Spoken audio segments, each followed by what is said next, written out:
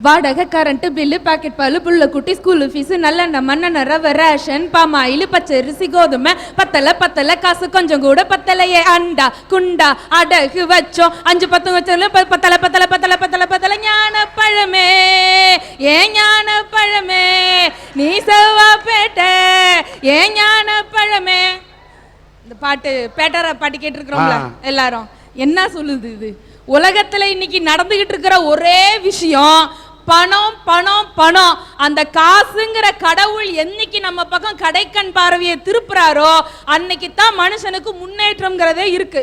நம்ம நாட்டினுடைய தேச தந்தை காந்தியடிகள், அவருக்கு நன்றியை செலுத்தும் விதமா அவரை வேற எந்த ஒரு இதுலையாவது பயன்படுத்தினா நம்மளால காத்தோட பறக்க விட்டுருவான்ட்டான். அரசாங்கத்துல என்ன பண்ணாங்க, ரூபா நோட்ல போட்டு அடிச்சாங்க அவருடைய முகத்தை. சரிங்களா? அந்த காந்தி தாத்தா முகமும் அதுல எப்படி இருக்குன்றீங்க? 5 ரூபாய் நோட்ல லேசா சிரிச்சிருப்பாரு, 100 ரூபாய் நோட்ல சுமாரா சிரிச்சிருப்பாரு, 500 ரூபாய் நோட்ல பாத்தீங்கன்னா பக பகன்னு பொக்கவாய் தெரியற மாதிரி சிரிச்சிருப்பாரு. இனி எதிர்காலத்துல 5000 ரூபாய் நோட்டு அடிச்சிங்கன்னு வைங்க, மன்னிக்கணும் நீங்க இல்ல அடிச்சாங்கன்னு வைங்க, அதுல நல்லா ஆன சிரிச்சிருப்பாரு, உலக உரண்டியா தெரியற மாதிரி. கருவறை முதல் கல்லறை வரை காசு இருந்தாதாங்க இன்னைக்கு மனுஷனோட வாழ்க்கையை நிர்ணயிக்க முடியும். இடையில கழிவறைக்கு போகணும்னா கூட இன்னைக்கு துட்டு இருந்தா தான் மனுஷன் நிம்மதியா அதுவும் முடிச்சுட்டு வர முடியுது. அது மாதிரி அரசாங்கம் என்னமோ இலவசமா அரசு மருத்துவமனைன்னு அழைச்சு இலவசமா பிரசவம் பார்த்தாரு கூட, அந்த அரசு மருத்துவமனையில கூட நாம பெத்த பிள்ளைங்களை நம்ம கண்ணுல காட்டணும்னா குறைஞ்சது 300 ரூபாய் 500 ரூபாய் கொடுத்தா தான் அங்க வேலையே நடக்குது. அதுலயும் பொம்பளை பிள்ளைன்னா 300, ஆம்பளை பையனா 500 ஆமா. இது என்ன நியாயம்னு நான் போய் கேட்டேன். அதுக்கு அவங்க சொன்னாங்க, பொம்பளை பிள்ளை பிறந்தா செலவு அதிகம், பாவம் அந்த அம்மா அப்பா செலவு செஞ்சு கஷ்டப்படுவாங்க, அதனால இப்பல இருந்தே நாங்க சிக்கனப்படுத்தி 200 ரூபாய் மிச்சம் பண்ணி கொடுக்குறோம்ங்குதுங்க. அந்த மாதிரி இருக்குது.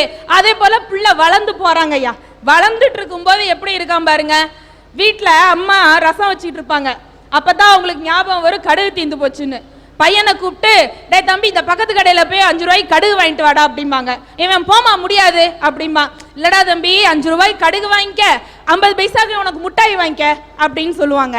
இந்த பையெல்லாம் என்ன தெரியுமா, அவன் பின்னாடி 5 ரூபா கடுகுக்கு 50 பைசா கமிஷன் அடிக்கிறவன் எதிர்காலத்துல பெரிய கான்ட்ராக்டரா வர போறான்னு அர்த்தம். காசே அவனை வளர்க்குது பாருங்க. அடுத்து ஒருத்தன் இருப்பான், 50 ரூபா கையில காசை கொடுத்து 2-3 சாமான் வாங்கிட்டு வாடா அப்படின்னா அவன் என்ன பண்ணுவான் தெரியுமா, சாமான் வாங்கிட்டு வந்துருவான். 48 ரூபா பில்லா இருக்கும், 2 ரூபா மீதி சில்லறையை பத்தி வாயே திறக்காம கம்முன்னு அடிச்சுட்டு போயிட்டே இருப்பான். அவன் ஏன் தெரியுமா, அவன் எதிர்காலத்துல பெரிய பஸ் கண்டக்டரா வர போறான்னு அர்த்தம். பாக்கி சில்லறையை பத்தி கவலையே பட மாட்டான். இன்னும் சில பசங்க இருக்காங்க ரொம்ப உத்தம புத்திரன், மாசம் கடைசியில 1000-2000ன்னு கையில காசை கொடுத்து போய் இபி பில்லு டெலிபோன் பில்லு கட்டிட்டு வாடா தம்பி அப்படின்னா பயப்புள்ள போறவன் 4-5 நாளைக்கு திரும்பி வரவே மாட்டான். இவன்லாம் எதிர்காலத்துல பெரிய ஃபைனான்ஸ் கம்பெனி அதிபராக போறான்னு அர்த்தம். அது மாதிரி காசு தான் குழந்தைங்களை வளர்க்கவே செய்யுதுங்க. காசின் மதிப்பை அறியா மனிதன் உலகில் செல்லா காசுங்க. கடவுளையே காட்டி கொடுப்பதற்கு யூதாஸ் என்கின்ற மனிதன் காசு வாங்கி கொண்டு அந்த பாவத்தை செய்தான். இந்த கலியுகத்திலே காசுதான் கடவுளாக நம் கண் முன்னே இருக்கிறது. இதுதான் நிதர்சனங்கய்யா. ஐயா உங்களுக்கு தெரியாது இல்ல, ஒரு காலத்துல நம்ம மூதாதையர்கள்லாம் நாடுகள்ல குடியேறும் பொழுது ஒரு இடம் விட்டு மறு இடம் போகும்போது யாரும் வீட்டு மனை பட்டாலாம் போடலிங்க. அவங்கவுங்களுக்கு விருப்பப்பட்ட இடத்துல முடிஞ்சா குடிசை வீடு இல்ல குச்சி வீடு மச்சு வீடு கட்டிட்டு இருந்தாங்க. ஆனா இன்னைக்கு நிலைமை எப்படி இருக்குது, அவன் வீடு கொடுத்த ஹவுஸ் ஓனரையே போட்டு தள்ளிட்டு இருக்கிறான். ஏன்னா எங்க ஊர்ல அப்படித்தான் ஒண்ணு நடந்துச்சு. வாடகைக்கு வீடு கொடுத்தாரு ஒருத்தர், குடியிருக்க வந்தவன் ஹவுஸ் ஓனரையே கொலை பண்ணிட்டான். கேஸ் கோர்ட்டுக்கு போச்சு. வக்கீல் கேட்டாரு, ஏன்டா அவரை கொலை பண்ண அப்படின்னு. இல்ல சார் அந்த ஆள் சாவுக்கு அவர் தான் காரணம், நான் கிடையாது அப்படின்னா.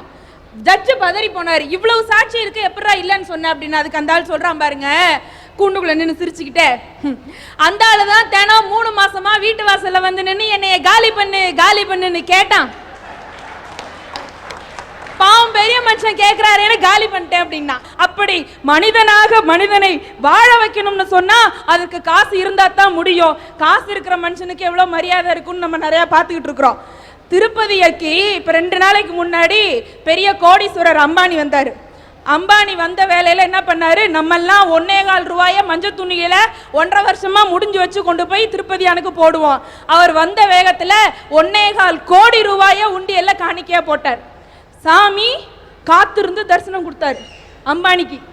வெளியில வந்தோன்னா கோயில்ல நிர்வாகத்தினர்லாம் கேட்டாங்க, நாங்க இங்க ஒரு திட்டம் போட போறோம், அதுக்கு 500 கோடி ரூபாய் எஸ்டிமேட் போட்டிருக்கோம் அப்படின்னு. அம்பானி உடனே சொன்னாரு, அதுல 250 கோடி ரூபாயை நானே தரேன்னு ஒரே செக்கா சைன் பண்ணி கொடுத்துட்டாரு. இந்த சமுதாயத்தில் இருக்கக்கூடிய இன்றைய நிலைமையிலே காசு மட்டும்தான் கடவுள், மகளிர் மட்டும்தான் சார் நிஜம். ஐயா, ஆணுக்கு பலம் உடம்புல. ஏமா மகளிர் மட்டும்தான் நிஜம்னா நாங்கெல்லாம் பொய்யா? ஒரு ஆண் என்ற நிஜத்தை நிஜமாக்குவது ஒரு பெண்ணு சொல்ல வந்திருக்கையா? சொல்லுங்க சொல்லுங்க. சும்மா ஒரு ஆணுக்கு பலம் உடம்புல, பெண்ணுக்கு பலம் மனசுல. ஆணுக்கு இருக்கே இந்த உடம்பு பலம், அது வயசானா குறைஞ்சிடும். இந்த பெண்ணுக்கு இருக்கு பாருங்க மனசு பலம், அது வயசானா மட்டும் இல்ல, இந்த மண்ணோட மண்ணா மறையிற வரைக்கும் போகாதுயா. அதனாலதான் சொல்றேன், பெண் மட்டும்தான் சார் நிஜம். உடம்பு பலம் குறையறப்போ ஊசி போடுற வலிய கூட தாங்க மாட்டான் ஆண். ஆனா உயிர் போற வலிய கூட பிரசவத்துல தாங்குறாளே, அவதாயா பெண்ணு. பெண்ணு மட்டும்தான் சார் நிஜம். 10 மாசம் குழந்தைய வயித்துல சுமக்கிறது மட்டும் இல்ல, சாகர வரைக்கும் புருஷனை நெஞ்சில சுமக்கிறா பாருங்க, அவதாயா பெண்ணு. பெண்ணு மட்டும்தான் சார் நிஜம். அந்த கோள்களை விண்தான் தாங்குகிறது, மரங்களை இந்த மண் தான் தாங்குகிறது, ஏன் பார்வையை கூட இந்த கண் தான் தாங்குகிறது, மனித இனத்தையே பெண் தான் தாங்குகிறார். அதனால நாங்களா சொல்றோம் சார், பெண் தான் நிஜம். ஐயா, பாகிஸ்தான் பிரச்சனை இந்தியா பிரச்சனைய கூட தீர்த்து புள்ளாயா, நம்ம பின்லேடன் பிரச்சனை அமெரிக்கா பிரச்சனைய கூட தீர்த்து புள்ளாயா, அவங்க 2 பேரையும் சமாதானம் பண்ணி புள்ளாயா. ஆனா அந்த மாமியா மருமகன் 2 கேஸ் இருக்கே, அந்த பிரச்சனையை தீர்த்தவ யாராச்சும் இருக்கிறாங்களா உலகத்துல? எனக்கு அதே பிரச்சனை, எப்ப பார்த்தாலும் என் பொண்டாட்டிக்கு எங்க அம்மாவுக்கும் குடியுமுடி சண்டை நடந்துகிட்டே இருந்துச்சு.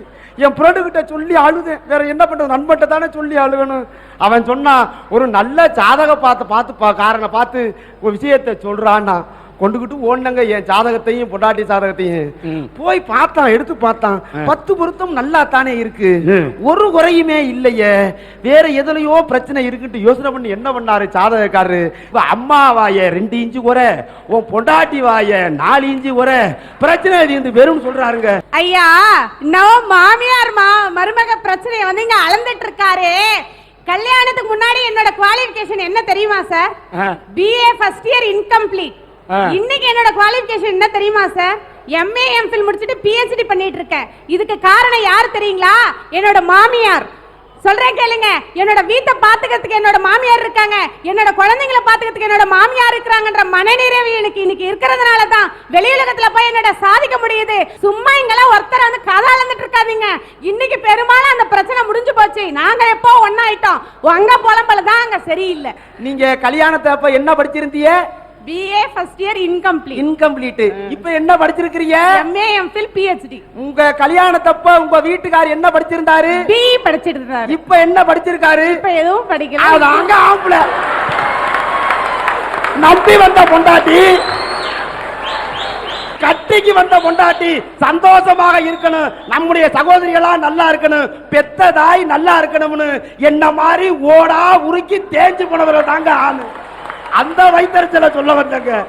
ஆகவே உலகத்தில் உள்ள நிஜங்களில் எல்லாம் உண்மையான நிஜம் எது என்று சொன்னால் ஆண் பாவம்.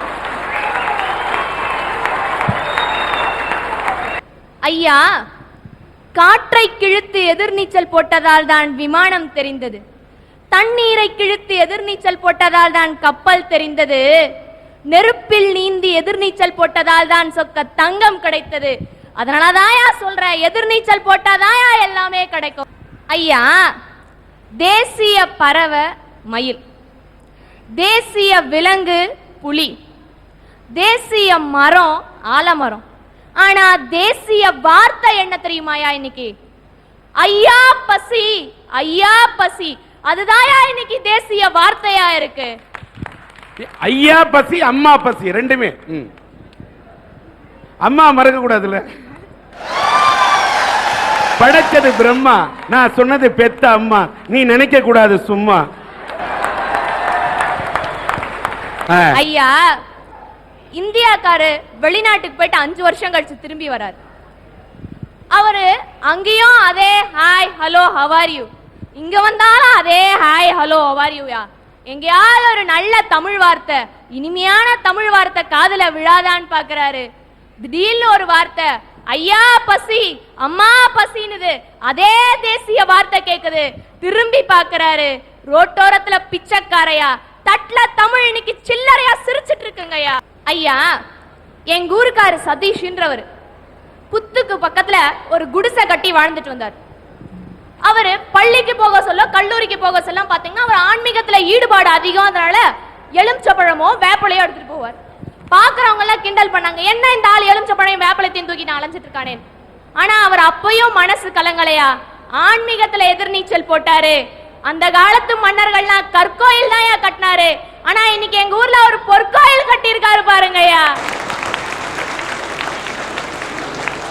அதாவது நீ சொன்ன மாதிரி அவன் வயசுல மாப்பிள்ளையா அலையறான், ஆனா அந்த அம்மாவை நினைத்து வேப்பிலையோடு அணைந்த ஒரு வேதாந்தியாக ஒரு நீங்கள் பார்க்கிறீர்கள். பரவாயில்ல ஐயா.